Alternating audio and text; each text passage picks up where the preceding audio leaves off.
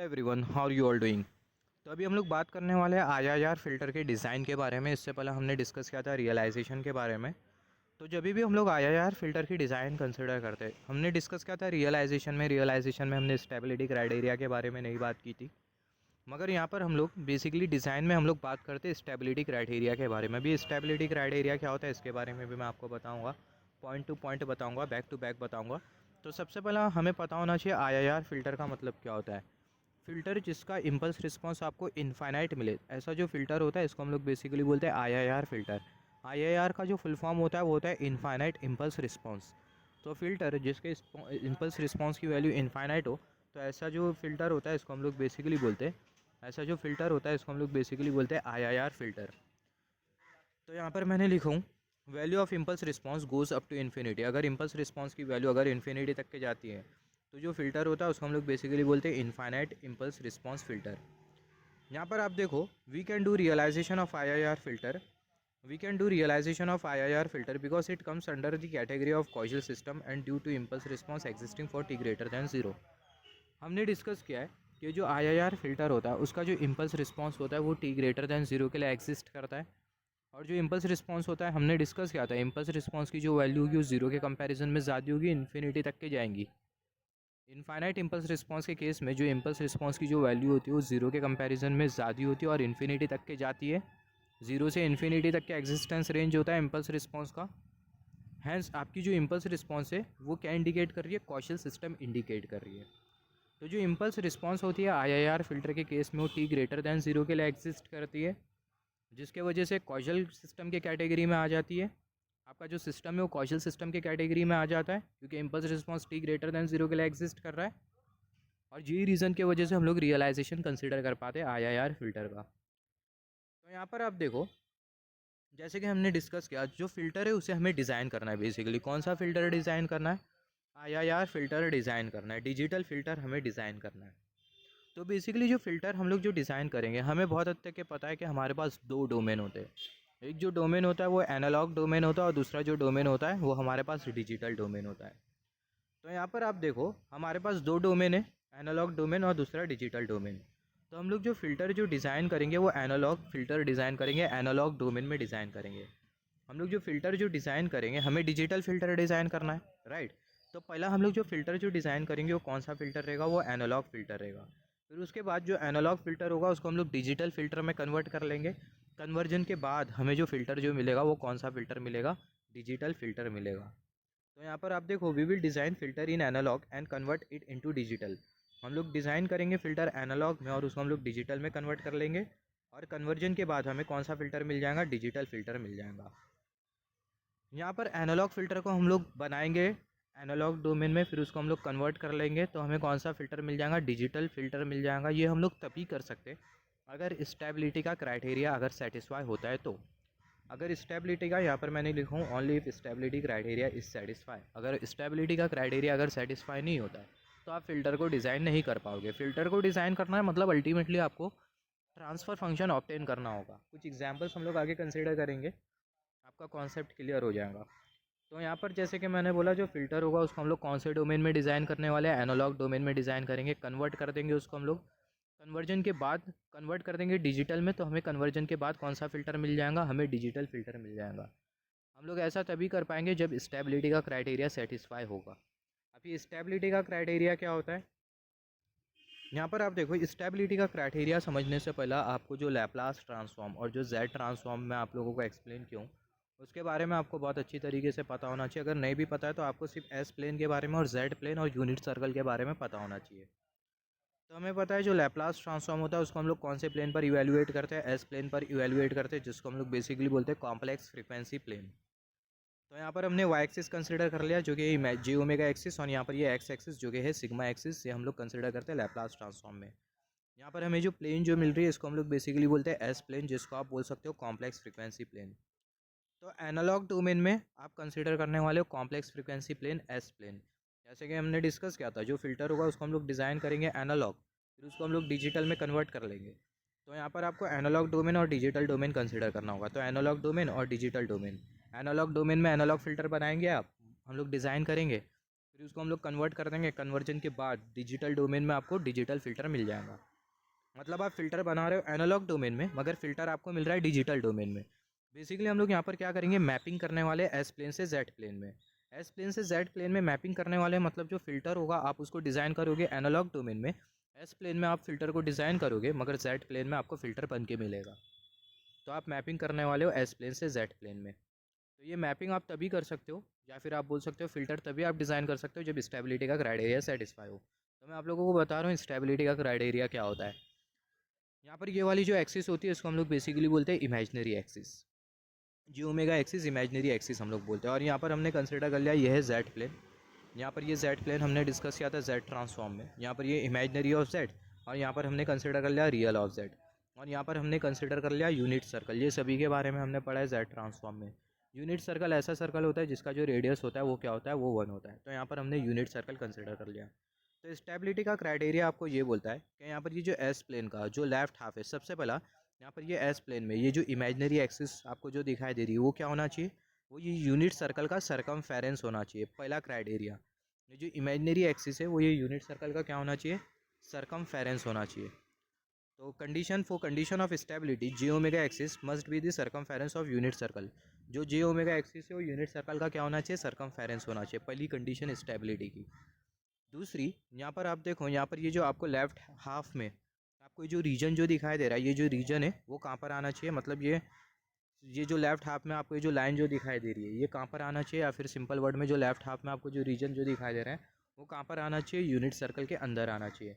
अगर ये दो क्राइटेरिया अगर पूरी तरीके से अगर सेटिस्फाई हो जाता है तो इसका मतलब क्या है, ये दो क्राइटेरिया अगर पूरी तरीके से सेटिस्फाई हो जाता है तो इसका मतलब आप फ़िल्टर को डिज़ाइन कर सकते हो। तो आप देखो left half of S plane, जो एस प्लेन का जो लेफ्ट हाफ है वो कहाँ पर आना चाहिए, यूनिट सर्कल के अंदर आना चाहिए। Left half of S plane should lie inside the unit circle. तो ये दो स्टेबिलिटी का क्राइटेरिया, इसके बारे में आपको पता होना चाहिए। अगर ये स्टेबिलिटी का क्राइटेरिया अगर सेटिस्फाई होता है तो आप फ़िल्टर डिज़ाइन कर सकते हो। अगर ये क्राइटेरिया सेटिस्फाई नहीं हो रहा है तो आप फ़िल्टर को डिज़ाइन नहीं कर सकते हो। आप मैपिंग नहीं कर सकते हो एस प्लेन से जेड प्लेन में। आप फ़िल्टर को डिज़ाइन कर रहे हो, इसका मतलब आप एस प्लेन से जेड प्लेन में मैपिंग कर रहे हो। तो ये दोनों स्टेबिलिटी क्राइटेरिया आप नोट डाउन कर लो। यहाँ पर आप देखो फ़िल्टर की जो डिज़ाइनिंग होती है, आईआईआर फ़िल्टर की जो डिज़ाइनिंग होती है उसके लिए हमारे पास कुछ मेथड होता है। जैसे कि पहला जो मेथड है वो है impulse invariance method for designing the IIR filter. फिर दूसरा जो मेथड है वो है बाइलिनियर ट्रांसफॉर्मेशन मेथड, जो कि बहुत इंपॉर्टेंट है, जो कि एग्ज़ाम में आता भी है। और ये जो इम्पल्स इनवेरिएंस मेथड है बेसिकली आई गेस मेंशन नहीं है मुंबई यूनिवर्सिटी के सिलेबस में, इलेक्ट्रिकल इंजीनियरिंग डिपार्टमेंट में। मगर जो बाइलिनियर ट्रांसफॉर्मेशन मेथड है फ़िल्टर डिज़ाइनिंग का, ये मेंशन है। इसके बारे में हम लोग आगे डिस्कस करेंगे, मगर फिर भी हम लोग इम्पल्स इनवेरिएंस मेथड के बारे में समझेंगे। तो यहाँ पर आप देखो impulse invariance method for designing the IIR filter. तो इम्पल्स इनवेरिएंस मेथड में आप क्या करोगे, सबसे पहले आपके पास कौन सा फ़िल्टर होने वाला है। इनिशियली आपके पास जो फ़िल्टर रहेगा वो एनालॉग फ़िल्टर रहेगा। आप इनिशियली डिजिटल फ़िल्टर तो आपको मिलने वाला नहीं है, पहले आपको एनालॉग फ़िल्टर मिलेगा। एनालॉग फ़िल्टर आप बनाओगे, डिज़ाइन करोगे एनालॉग डोमेन में, फिर उसको कन्वर्ट कर लोगे। कन्वर्जन के बाद आपको जेड डोमेन में मिल जाएगा डिजिटल फ़िल्टर। तो इनिशियली आपके पास जो फ़िल्टर होगा वो होगा एनालॉग फ़िल्टर, और जो एनालॉग फ़िल्टर होगा उसका ट्रांसफ़र फंक्शन रहेगा एच ए ऑफ एस, और उसकी एनालॉग फ्रीक्वेंसी रहेंगी जिसको आप शो करोगे ओमेगा से। फिर दूसरा आप देखो from H A of S, जो ट्रांसफ़र फंक्शन है, यहाँ पर ये जो ट्रांसफ़र फंक्शन हमने जो कंसिडर किया एनालॉग फ़िल्टर का, जो ट्रांसफ़र फंक्शन है वो पार्शियल फ्रैक्शन के फॉर्म में होना चाहिए। Transfer function must be in the form of a partial fraction. फिर उसके बाद आप देखो ये जो ट्रांसफ़र फंक्शन होगा एनालॉग फ़िल्टर का, we will determine the impulse response H of T. जो एनालॉग फ़िल्टर का जो ट्रांसफ़र फंक्शन है एच ऑफ एस, उसके हेल्प से हम लोग क्या करेंगे, उसके हेल्प से हम लोग impulse response H of T को डिटरमाइन करेंगे with the help of inverse Laplace transform. फिर उसके बाद आपको क्या करना है, सैम्पलिंग के बाद सैम्पलिंग करना है। हमने डिस्कस किया था सैम्पलिंग के बारे में, सैम्पलिंग हमने पढ़ा था। सैम्पलिंग करना है, और सैम्पलिंग के बाद जो इम्पल्स रिस्पांस होगा एच ऑफ टी वो किस में कन्वर्ट हो जाएगा, impulse response S of T. Just wait for a second. जो इम्पल्स रिस्पांस होगा एच ऑफ टी वो किस में कन्वर्ट हो जाएगा, वो H of N T S में कन्वर्ट हो जाएगा। ये जो कर्सर जो मूव कर रहा है H of N T S में कन्वर्ट हो जाएगा। तो जो एच ऑफ टी होगा किसके बराबर में रहेगा, H of N T S के बराबर में रहेगा, आप बोल सकते हो। और यहाँ पर ये जो टी एस है वो आपको क्या इंडिकेट कर रहा है, जो टी एस है वो आपको इंडिकेट कर रहा है सैम्पलिंग टाइम पीरियड। फिर उसके बाद आप क्या कर लोगे, आपको क्या करना है, आपको करना है जेड ट्रांसफॉर्म। आपको जेड ट्रांसफॉर्म कंसिडर करना है। आप जैसे ही जेड ट्रांसफॉर्म कंसिडर कर लोगे, आपको जेड ट्रांसफॉर्म कंसिडर करना है। जैसे आप जेड ट्रांसफॉर्म कंसिडर कर लोगे तो जेड ट्रांसफॉर्म के बाद आपका जो फ़िल्टर होगा वो आपको मिल जाएगा। तो कुछ एग्जांपल्स हम लोग आगे कंसिडर करेंगे, आपको कॉन्सेप्ट समझ में आ जाएगा। तो यहाँ पर आप देखो, यहाँ पर हमने पहला वाला एग्जांपल कंसिडर किया है। एग्जांपल यहाँ पर हमने कंसिडर किया है transfer function H A of S is equal to summation K is equal to 1 to n, और यहाँ पर ये ए के और डिनोमिनेटर में एस माइनस पी के। यहाँ पर बहुत हद तक ये क्लियर है कि जो ट्रांसफर फंक्शन है वो कौन से फिल्टर का है, एनालॉग फिल्टर का है। एनालॉग डोमेन में हम लोग जो फिल्टर जो डिज़ाइन कर रहे हैं उसका ट्रांसफर फंक्शन है। के की जो वैल्यू कहाँ से कहाँ तक के वेरी कर रही है, 1 से n तक के वेरी कर रही है। तो इसको अगर हम लोग एक्सपांड करके लिखे तो हम लोग लिख सकते हैं H A of S is equal to K की जगह पुट कर देंगे 1, तो हमें मिल जाए A1 डिनोमिनेटर में S minus P1, plus sign के की जगह पुट कर देंगे 2, हमें मिल जाए A2 डिनोमिनेटर में S minus P2, plus sign के की जगह पुट कर देंगे 3, आपको मिल जाए A3 डिनोमिनेटर में S minus P3, plus sign ये पूरी सीरीज़ चलते जाएंगे और अल्टीमेटली यहाँ पर ये के की जगह आपको क्या पुट करना है, n पुट करना है। के की जगह n पुट करना है क्योंकि के की जो वैल्यू है 1 से n है। तो के की जगह जब आप n पुट करोगे तो आपको क्या मिल जाए an और डिनोमिनेटर में S माइनस Pn। यहाँ पर आप देखो, यहाँ पर ये A1 A2 A3 A4, यहाँ पर ये A1 A2 A3 A4 A5 and so on, पूरी सीरीज़ AN तक की जाएंगी। तो ये सारे के सारे टर्म है क्या, वो सारे के सारे जो टर्म है वो है कोएफिशिएंट किसके, पार्शियल फ्रैक्शन के। और यहाँ पर ये P1 P2 P3 P4 Pn ये सारे के सारे है क्या, ये P1 P2 P3 P4 Pn ये सारे के सारे है पोल्स। यहाँ पर बहुत हद तक क्लियर है, जैसे कि हमने डिस्कस किया था एनालॉग फिल्टर का जो ट्रांसफ़र फंक्शन होगा कौन से फॉर्म में होना चाहिए, पार्शियल फ्रैक्शन के फॉर्म में होना चाहिए। तो यहाँ पर बहुत हद तक क्लियर है कि हमें पार्शियल फ्रैक्शन के फॉर्म में मिल रहा है। अभी आप देखो हमें क्या डिटरमाइन करना है, H A of S determine करना है from H A of S, sorry हमें इम्पल्स रिस्पांस को डिटरमाइन करना है। जैसे कि हमने दूसरे स्टेप में देखा था, एच ए ऑफ एस से हम लोग किसको डिटरमाइन करेंगे, impulse response H of T को। From H A of S we will have to determine H of T impulse response. तो जो इम्पल्स रिस्पांस है एच ऑफ टी वो क्या होगा, वो होगा inverse Laplace transform of H A of S. तो इम्पल्स रिस्पांस को डिटरमाइन करने के लिए यहाँ पर ये जो एच ए ऑफ एस आपको जो दिखाई दे रहा है इसका आपको क्या कंसिडर करना है, इन्वर्स लैप्लास ट्रांसफॉर्म कंसिडर करना है। तो जो एच ऑफ टी है वो क्या होगा, वो इन्वर्स एच ऑफ टी होगा। जैसे कि मैंने बोला H of T find out करने के लिए एच ऑफ एस का इन्वर्स लैप्लास ट्रांसफॉर्म लेना है। तो inverse Laplace transform of H A of S. यहाँ पर आप देखो एच ए ऑफ एस आपको किसके बराबर में दिखाई दे रहा है, जो एच ए ऑफ एस हमें जो दिखाई दे रहा है एच ए ऑफ एस इसके बराबर में दिखाई दे रहा है। तो यहाँ पर आप देख सकते हो जो एच ए ऑफ एस है उसको हमने यहाँ पर लिख दिया समीशन के is equal to 1 to n। यहाँ पर ये एच ए ऑफ एस आपको दिखाई दे रहा है और यहाँ पर आप देखो जो एच ए ऑफ एस है वो किसके बराबर में, समीशन के is equal to 1 to n A K S minus P के बराबर में। तो उसको हमने यहाँ पर लिख दिया, समीशन के is equal to 1 to n, यहाँ पर ये ए के डिनोमिनेटर में एस माइनस पी के। यहाँ पर आप देखो हमें पता होना चाहिए 1 अपॉन एस माइनस ए ये किसके बराबर में होता है, E to the power A S के बराबर में होता है। तो यहाँ पर आप इसको कंपेयर कर सकते हो, ए के डिनोमिनेटर में एस माइनस पी के, आप इसको किससे कंपेयर कर सकते हो, 1 अपॉन एस माइनस ए से, जो कि बराबर में होता है E to the power A S के। तो यहाँ पर आप देखो यहाँ पर ये जो पी के है वो किसके बराबर में, ए के बराबर में। तो यहाँ पर ये जो ए आपको जो दिखाई दे रहा है इसके जगह क्या आ जाएगा, पी के आ जाएगा।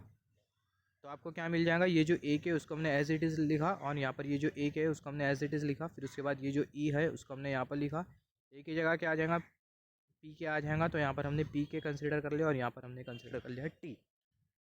तो आपको जो इम्पल्स रिस्पांस जो मिल जाएगा वो आपको क्या मिल जाएगा, टाइम डोमेन में H of T is equal to summation के is equal to 1 to n, यहाँ पर ये A K E to the power P K into T. तो यहाँ पर ये आपको क्या मिल गया, ये आपको बेसिकली मिल गया इम्पल्स रिस्पांस कौन से डोमेन में, टाइम डोमेन में। अभी आपको क्या करना है, बेसिकली जो टी है यहाँ पर आपको जो टी जो दिखाई दे रहा है, यहाँ पर ये टी आपको दिखाई दे रहा है या ये टी दिखाई दे रहा है, इसको आपको रिप्लेस करना है एन टी एस से। तो हमें मिल जाएगा replace T by N T S. जैसे कि हमने यहाँ पर डिस्कस किया था, सैम्पलिंग के बाद हमें सैम्पलिंग के बाद जो एच ऑफ टी होगा वो किस में कन्वर्ट हो जाएगा, H of N T S में कन्वर्ट हो जाएगा। H of N T S के बराबर में रहेगा। तो H of N T S के बराबर में रहेगा। इसका मतलब सिंपल ये है कि जो टी आपको जो दिखाई दे रहा है, यहाँ पर भी जो टी जो दिखाई दे रहा है इसकी जगह आपको क्या पुट करना है, एन टी एस पुट करना है। तो यहाँ पर हमने लिखा है वो replace T by N T S, that is we have to put N T S instead of T. तो आपको मिल जाएगा H of N T S is equal to summation के is equal to 1 to n, यहाँ पर ये A K E to the power P K N T S. अभी हम लोग क्या कंसिडर कर लेंगे, अगर जेड ट्रांसफॉर्म कंसिडर कर लेंगे। अगर हम लोग जेड ट्रांसफॉर्म कंसिडर कर ले तो मिल जाएगा H of Z is equal to summation N is equal to 0 to infinity, और यहाँ पर ये H of N T S into Z to the power minus N, क्या मिल गया, Z to the power minus N. यहाँ पर आप देखो यहाँ पर ये H of N T S की जगह क्या आ जाएगा, ये पूरा समीशन वाला टर्म आ जाएगा। तो H of N T S की जगह आप वो समीशन वाला टर्म पुट करो तो आपको मिल जाएगा H of Z is equal to summation N is equal to 0 to infinity, और यहाँ पर ये समीशन के is equal to 1 to n जिसको हमने यहाँ पर कंसिडर कर लिया माइनस ए मतलब ये जो H of N T S आपको जो दिखाई दे रहा है, इसकी जगह आपको क्या पुट करना है, इसकी जगह आपको पुट करना है ये वाला पूरा रिलेशन। तो आपको यहाँ समीशन के is equal to 1 to n A K E to the power P K N T S into, यहाँ पर ये जो z to the power minus N आपको जो दिखाई दे रहा है उसको हमने यहाँ पर कंसिडर कर लिया। फर्दर आपको मिल जाएगा H of Z is equal to summation के is equal to 1 to n, और यहाँ पर ये जो ए के आपको जो दिखाई दे रहा है, यहाँ पर ये जो समीशन वाला जो टर्म है समीशन के is equal to 1 to n, उसको हमने यहाँ पर लिखा। और यहाँ पर ये जो ए के जो दिखाई दे रहा है उसको हमने यहाँ पर लिखा। और यहाँ पर ये summation N is equal to 0 to infinity उसको हमने यहाँ पर लिख दिया। उसको हम लोग फर्दर अरेंज करके लिख सकते हैं ई टू दी पावर ए के तो हट गया, हमें मिला ई to the power P K N T S. तो यहाँ पर ई to the power P K N T S, यहाँ पर ये जो एन और ये जो एन है उसको हम लोग कॉमन आउट कर लेंगे, यहाँ पर ये जो एन है उसको हम लोग बाहर लिख लेंगे। तो आपको मिल जाए ई to the power P K N T S into Z to the power minus sign -1। यहाँ पर ये एन और यहाँ पर ये जो एन है उसको हमने यहाँ पर कंसिडर कर लिया, और जेड टू दी पावर -1 उसको हमने यहाँ पर कंसिडर कर लिया। आप फर्दर इसको अरेंज करके लिखो तो आपको क्या मिल जाएगा, H of Z is equal to summation के is equal to 1 to n। फिर उसके बाद ये जो ए के उसको हमने यहाँ पर लिखा, और ये जो पूरा जो टर्म है वो कहाँ पर आ जाएगा, डिनोमिनेटर में आ जाएगा। तो आपको मिल जाएगा 1 minus e to the power P के T S into Z to the power -n। तो यहाँ पर ये आपको क्या मिल गया, यहाँ पर आपको ट्रांसफ़र फंक्शन मिल गया। कौन से डोमेन में, डिजिटल डोमेन में आपको ट्रांसफ़र फंक्शन मिल गया। यहाँ पर आपने फ़िल्टर डिज़ाइन कर लिया, बस हो गया। यहाँ पर आपको बेसिकली करना क्या, आपको सिर्फ ट्रांसफ़र फंक्शन ऑब्टेन करके देना है डिजिटल डोमेन में। आप ट्रांसफ़र फंक्शन ला के दे देते हो डिजिटल डोमेन में, बस आपका फ़िल्टर डिज़ाइन हो गया। मगर आपका जो फ़िल्टर है वो स्टेबिलिटी का क्राइटेरिया जो है उसको भी सेटिस्फाई करना चाहिए। अगर सेटिस्फाई अगर नहीं करता है तो आप फ़िल्टर डिज़ाइन नहीं कर सकते हो। तो अभी हम लोग देखेंगे कि हमने जो फ़िल्टर जो डिज़ाइन किया वो स्टेबिलिटी का क्राइटेरिया सेटिस्फाई कर रहा है या नहीं। तो यहाँ पर ये हमें क्या मिल गया, ये हमें ट्रांसफ़र फंक्शन मिल गया। कौन से डोमेन में, डिजिटल डोमेन में। और एनालॉग डोमेन में हमें जो ट्रांसफ़र फंक्शन जो मिला था वो क्या था, एनालॉग डोमेन में जो ट्रांसफ़र फंक्शन था वो था H A of S is equal to summation के is equal to 1 to n A k denominator में एस माइनस पी के। तो उसको हमने यहाँ पर लिखा यहाँ पर हमने एनालॉग डोमेन वाला ट्रांसफ़र फंक्शन लिखा। और यहाँ पर हमें कौन से डोमेन वाला ट्रांसफ़र फंक्शन मिल गया, हमें डिजिटल डोमेन वाला ट्रांसफ़र फंक्शन मिल गया। तो बेसिकली यहाँ पर हमने क्या किया, एस प्लेन से जेड प्लेन में हमने मैपिंग करी, एस प्लेन से जेड प्लेन में हमने ट्रांसफॉर्मेशन किया। तो आप ऐसा बोल सकते हो, वी कैन कंसिडर मैपिंग, या फिर बोल सकते हैं transformation from S plane to Z plane only if stability criteria satisfy. अगर स्टेबिलिटी का क्राइटेरिया अगर सेटिस्फाई होता है तो ही आप मैपिंग कर पाओगे एस प्लेन से जेड प्लेन में। अगर क्राइटेरिया सेटिस्फाई नहीं होता है तो आप मैपिंग नहीं कंसिडर कर सकते हो। तो अभी हम लोग देखेंगे कि ये हमने जो मैपिंग जो कंसिडर करी है ये स्टेबिलिटी का क्राइटेरिया सेटिस्फाई कर रहा है या नहीं कर रहा है। तो यहाँ पर आप देखो, यहाँ पर ये जो एस माइनस पी के ये पूरा जो टर्म है उसको हमने यहाँ पर लिखा, और यहाँ पर ये वाला जो टर्म है उसको हमने यहाँ पर लिखा। एस माइनस पी के को हम लोग किससे इक्वेट कर देंगे, जीरो से इक्वेट कर देंगे। तो यहाँ पर हमने एस माइनस पी के को जीरो से इक्वेट कर दिया, तो हमें क्या मिल जाएगा, हमें मिल जाएगा s is equal to P के। और यहाँ पर ये डिनोमिनेटर में 1 minus e to the power P के T s z to the power -1 इसको जीरो से इक्वेट कर देंगे। तो आपको क्या मिल जाएगा, Z is equal to E to the power P के, और यहाँ पर आपको क्या मिल गया, टी एस मिल गया। यहाँ पर आप देखो, यहाँ से आपको क्या मिल गया, यहाँ से आपको मिल गया S is equal to P के, और यहाँ से आपको क्या मिल गया, Z is equal to E to the power P के टी एस। यहाँ पर ये जो दो इक्वेशन हमने जो कंसिडर किया है, दोनों जो इक्वेशन हो गए वो स्टेबिलिटी के क्राइटेरिया को डिसाइड करेंगे। तो यहाँ पर अभी अगर हम लोग देखें, this two equation will decide the stability criteria. तो ये वाला जो इक्वेशन है उसको हमने यहाँ पर लिखा, और ये वाला जो इक्वेशन है उसको हमने यहाँ पर लिखा। हमने पढ़ा था लैप्लास ट्रांसफॉर्म, जब हम लोग पढ़ रहे थे तब हमने डिस्कस किया था कि जो एस होता है वो बराबर में होता है सिग्मा प्लस जी ओमेगा के। और हम जब हम लोग जेड ट्रांसफॉर्म पढ़ रहे थे तो जो हमने डिस्कस किया था, जब हम लोग जेड ट्रांसफॉर्म पढ़ रहे थे तभी हमने ये डिस्कस किया था कि जो जेड होता है वो किसके बराबर में होता है, R into E to the power ji omega के बराबर में होता है। तो यहाँ पर आप देखो, यहाँ पर ये जो जेड आपको जो दिखाई दे रहा है इसके जगह क्या आ जाएगा, R into E to the power ji omega, जिसको हमने यहाँ पर लिखा। फिर ये जो इक्वल टू की साइन है उसको हमने यहाँ पर कंसिडर कर लिया। यहाँ पर ये जो ई है वो एज इट इज़ रहेगा, और यहाँ पर ये जो एस आपको जो दिखाई दे रहा है इसकी जगह क्या आ जाएगा, सिग्मा प्लस जी ओमेगा। तो e to the power sigma plus j omega, और यहाँ पर ये जो टी एस है उसको हमने यहाँ पर कंसिडर कर लिया। R into E to the power ji omega ये एज इट इज़ रहेगा, इक्वल टू की साइन ये भी एज इट इज़ रहेगी। इसको ब्रेक करके लिखो तो आपको मिल जाएगा e to the power sigma T S into E to the power ji omega t S. यहाँ से आप अगर रियल और इमेजिनरी टर्म को सेपरेट करो तो आपको क्या मिल जाएगा, आपको मिल जाएगा omega is equal to omega into T S, और डिनोमिनेटर में R is equal to E to the power sigma T S. यहाँ पर ये जो पहला वाला जो रिलेशन आपको जो दिखाई दे रहा है वो आपको क्या इंडिकेट कर रहा है, पहला वाला जो relation omega is equal to omega into T S, ये आपको इंडिकेट कर रहा है कि दो जो फ्रीक्वेंसीज है वो रिलेटेड है सैम्पलिंग टाइम पीरियड में। मतलब आप अगर सैम्पलिंग टाइम पीरियड कंसिडर करो और उसको एनालॉग फ़िल्टर की फ्रीक्वेंसी के साथ मल्टीप्लाई कर दो, तो आपको क्या मिल जाएगा, आपको फ्रीक्वेंसी मिल जाएंगी कौन से डोमेन में, डिजिटल डोमेन में फ्रीक्वेंसी मिल जाएंगी। तो यहाँ से हम लोग बोल सकते हैं two frequencies are related to the sampling time period. दो जो फ्रीक्वेंसीज है वो किसके साथ रिलेटेड है, सैम्पलिंग टाइम पीरियड के साथ रिलेटेड है। एनालॉग फ्रीक्वेंसी को हमने सैम्पलिंग टाइम पीरियड के साथ मल्टीप्लाई किया, एनालॉग फ्रीक्वेंसी को हमने सैम्पलिंग टाइम पीरियड के साथ मल्टीप्लाई किया, तो हमें डिजिटल डोमेन में फ्रीक्वेंसी मिल गई। अभी यहाँ पर अगर हम लोग देखें, यहाँ पर अभी हमें देखना है स्टेबिलिटी क्राइटेरिया सेटिस्फाई हो रहा है या नहीं। तो यहाँ पर ये हमने एस प्लेन कंसिडर कर लिया और यहाँ पर हमने कंसिडर कर लिया जेड प्लेन। तो यहाँ पर आप देखो ये जे ओमेगा होती है और यहाँ पर ये सिग्मा होती है। यहाँ पर ये एस प्लेन को आप कॉम्प्लेक्स फ्रीक्वेंसी प्लेन भी बोलते हैं, बहुत इंपॉर्टेंट है। तो यहाँ पर सबसे पहले हम लोग कंसिडर करेंगे जो सिग्मा की जो वैल्यू है वो कितनी रहेंगी, जीरो रहेंगी। केस वन हम लोग कंसिडर करेंगे, केस वन में जो सिग्मा की जो वैल्यू कितनी रहेंगी वो जीरो रहेंगी। तो यहाँ पर आप देखो, यहाँ पर आप सिग्मा की वैल्यू, यहाँ पर ये R is equal to E to the power sigma T S, ये जो दिखाई दे रहा है जो कर्सर मूव कर रहा है, R is equal to E to the power sigma T S, आपको ये कंसिडर करना है। सिग्मा की जो वैल्यू है वो आपको क्या पुट करना है, जीरो पुट करना है। सिग्मा की वैल्यू आप जीरो पुट करोगे तो आपको मिल जाए ई to the power zero into T s, zero into T S आपको क्या मिल जाएगा, zero, e to the power zero one मिल जाएगा आपको। तो आप देखो आपको जो आर की जो वैल्यू आपको जो मिलेंगी वो आपको मिलेंगी वन। तो जब सिग्मा की वैल्यू जीरो हो रही है तो जो आर की जो वैल्यू है वो क्या है, वो है वन। आर की वैल्यू वन है, इसका मतलब क्या है कि हम लोग यूनिट सर्कल पर मूव कर रहे हैं। जो जे ओमेगा एक्सिस है उसको हमने मैप्ड कर लिया यूनिट सर्कल पर। ये जो जे ओमेगा एक्सिस है वो हमें ये यूनिट सर्कल पर मैप्ड होके मिल गई। तो यहाँ पर पहला जो स्टेबिलिटी का जो क्राइटेरिया है वो क्या हो गया, वो सेटिस्फाई हो गया। या फिर आप ऐसा बोल सकते हो जब सिग्मा जीरो है, जब सिग्मा आपको जीरो मिलेगा तो जो आर है वो क्या होना चाहिए, वन होना चाहिए। Sigma is zero, R is equal to one, ये बहुत इंपॉर्टेंट है, नोट डाउन कर लो। सिग्मा जीरो है और r is equal to one है, इसका मतलब क्या, when sigma is zero and r is equal to one, तो इसका मतलब ये है कि जो इमेजिनरी एक्सिस है वो क्या रहेगी, वो सरकमफेरेंस रहेंगी ये यूनिट सर्कल का। तो यहाँ पर हमने पहली जो कंडीशन है, पहला जो स्टेबिलिटी का जो क्राइटेरिया है वो क्या हो गया, वो सेटिस्फाई हो गया। First stability criteria is satisfy.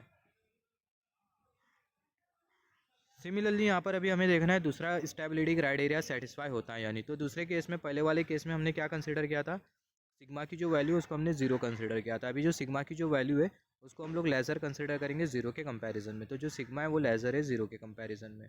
तो अगर सिग्मा अगर लेज़र होता है जीरो के कंपैरिजन में, तो यहाँ पर आपको जो ई का जो पावर जो दिखाई दे रहा है, ई का जो पावर होगा, r is equal to E to the power sigma T s, e का जो पावर होगा वो क्या रहेगा, वो पॉजिटिव रहेगा।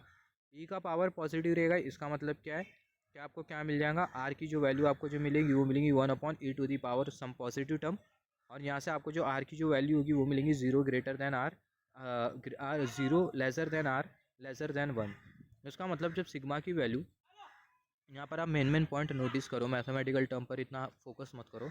जब सिग्मा की वैल्यू जीरो के कंपैरिजन में कम रहेगी तो जो ई का जो पावर होगा वो पॉजिटिव रहेगा। ई का पावर पॉजिटिव रहेगा, आपको मिल जाएगा r upon, r is equal to one upon e to the power some positive term, और जो आर की जो लिमिट होगी वो होगी जीरो से वन के बीच में। आर जो होगा वो जीरो के कंपैरिजन में ज़्यादा होगा और वन के कंपैरिजन में कम रहेगा। आर जीरो के कंपैरिजन में ज़्यादा है और वन के कंपैरिजन में कम है। इसका मतलब क्या है कि यहाँ पर ये जो एस प्लेन में आपको जो लेफ्ट हाफ जो दिखाई दे रहा है वो कहाँ पर एग्जिस्ट करेगा, यूनिट सर्कल पर एग्जिस्ट करेगा, यूनिट सर्कल के सरकमफेरेंस में एग्जिस्ट कर, सरकमफेरेंस के अंदर एग्जिस्ट करेगा। मतलब ये जो आपको जो हाफ जो दिखाई दे रहा है, ये जो हाफ, ये जो इतना जो रीजन आपको जो दिखाई दे रहा है वो सर्कल के अंदर लाई करेगा। तो यहाँ पर बहुत हद तक क्लियर है कि जो दूसरा जो क्राइटेरिया स्टेबिलिटी का वो भी क्या हो गया, सेटिस्फाई हो गया। सिमिलरली आप देखो, अगर सिग्मा की वैल्यू अगर जीरो के कंपैरिजन में ज़्यादा होती है तो जो आर होगा वन के कंपैरिजन में ज़्यादा होगा। यहाँ पर आर वन के कंपैरिजन में ज़्यादा है, इसका मतलब आर वन के कंपैरिजन में ज़्यादा है, इसका मतलब आपको जो रीजन जो मिलेगा वो ये यूनिट सर्कल के बाहर मिलेगा। आपको जो रीजन जो मिलेगा वो यूनिट सर्कल के बाहर मिलेगा। मतलब ये जो इतना जो रीजन होगा वो आपको यहाँ पर मिलेगा। तो अगर सिग्मा अगर ज़ीरो होता, सिग्मा अगर ग्रेटर होता जीरो के कंपैरिजन में, तो आर ग्रेटर होता वन के कंपैरिजन में और ये यूनिट सर्कल के बाहर हमें रीजन मिलता। तो यहाँ पर स्टेबिलिटी का क्राइटेरिया सेटिस्फाई नहीं हो रहा है। तो यहाँ पर हमारा दोनों जो स्टेबिलिटी का क्राइटेरिया है, पहला वाला स्टेबिलिटी का क्राइटेरिया और दूसरा वाला जो स्टेबिलिटी का जो क्राइटेरिया है यहाँ पर कम्प्लीटली सेटिस्फाई होता है। तो यहाँ पर आप देखो, as per the impulse invariance method when we move from analog domain to digital domain, impulse invariance method के हिसाब से जब हम लोग एनालॉग डोमेन से डिजिटल डोमेन में मूव करेंगे और अगर स्टेबिलिटी क्राइटेरिया अगर सेटिस्फाई होता है तो हम लोग डिज़ाइन कर सकते स्टेबल फ़िल्टर, अदरवाइज़ हम लोग स्टेबल फ़िल्टर डिज़ाइन नहीं कर सकते। तो ये इम्पल्स इन्वेरियंस मेथड था। आपको स्टेबिलिटी क्राइटेरिया सिर्फ इतना नोट डाउन करना है, अगर सिग्मा की वैल्यू अगर जीरो हो रही है और आर की वैल्यू जीरो के कंपैरिजन में कम है आर की वैल्यू 0 के कंपैरिजन में ज़्यादा और 1 के कंपैरिजन में कम है, इसका मतलब दूसरी कंडीशन सेटिस्फाई होगी। और यहाँ पर आपको एक दूसरा पॉइंट नोट डाउन करना है, जब सिग्मा 0 और आर इज इक्वल टू 1 मिल रहा है, इसका मतलब यहाँ पर भी स्टेबिलिटी की जो कंडीशन है वो सेटिस्फाई होती है। Sigma is equal to 0, r is equal to 1 पर पहला स्टेबिलिटी क्राइटेरिया सेटिस्फाई होता है, नोट डाउन कर लो। और सिमिलरली सिग्मा लेसर देन 0 और r greater than 0 lesser than 1, ये वाली कंडीशन पर दूसरा जो स्टेबिलिटी का जो क्राइटेरिया होता है वो सेटिस्फाई होता है। तो दोनों स्टेबिलिटी का क्राइटेरिया सेटिस्फाई हो गया तो इसका मतलब आप स्टेबल फिल्टर डिज़ाइन कर लोगे। यहाँ पर आप देखो, ये जो इम्पल्स इन्वेरियंस मेथड होता है इसमें थोड़ी बहुत प्रॉब्लम्स होती है, problems associated with impulse invariance method. कैसी प्रॉब्लम्स होती है? पहला जो इफेक्ट होता है वो होता है अलाइजिंग इफेक्ट। हम लोग बेसिकली क्या कंसिडर करते हैं? हम लोग कंसिडर करते हैं सैम्पलिंग। हमने ये सैम्पलिंग में बहुत डिटेल में डिस्कशन किया था कि अलाइजिंग इफेक्ट का मतलब क्या होता है। तो पहली जो प्रॉब्लम होती है वो अलाइजिंग इफेक्ट होती है जब हम लोग सैम्पलिंग करते हैं। एच ऑफ टी को हम लोग h of N T S में कन्वर्ट करते हैं with the help of sampling. तो सैम्पलिंग के दौरान एक प्रॉब्लम अराइज होती है जिसको हम लोग बेसिकली बोलते हैं अलाइजिंग इफेक्ट। दूसरा अगर हम लोग देखें, impulse invariance method is not suitable for high pass and band reject filter because there is possibility of aliasing effect due to which high pass filter may not be designed by impulse invariance method। मतलब जो impulse invariance method होता है उसके help से हम लोग high pass filter और band reject filter हम लोग डिज़ाइन नहीं कर सकते। क्यों नहीं डिज़ाइन कर सकते? क्योंकि यहाँ पर एक प्रॉब्लम होती है, जैसे कि हमने डिस्कस किया था, सैम्पलिंग के वजह से एक प्रॉब्लम क्रिएट होती है जिसको हम लोग बोलते हैं अलाइजिंग इफेक्ट। और ये अलाइजिंग इफेक्ट के वजह से जो फिल्टर है हाई पास फिल्टर और जो बैंड रिजेक्ट फिल्टर उसको बनाना सूटेबल नहीं हो पाता। Similarly, any poles of the system are mapped. Only poles of the system are mapped. Zeros of the system cannot be mapped. Impulse invariance method में जो mapping होगी वो सिर्फ और सिर्फ किसकी होगी? पोल्स की होगी, मगर ज़ीरोज़ की मैपिंग नहीं हो पाएंगी। तो ये कुछ प्रॉब्लम्स एसोसिएटेड होती है इम्पल्स इन्वेरियंस मेथड के साथ, और यही रीज़न के वजह से हमें कंसिडर करना होता है बाइलिनियर ट्रांसफॉर्मेशन, जिसके बारे में हम लोग आगे बात करेंगे।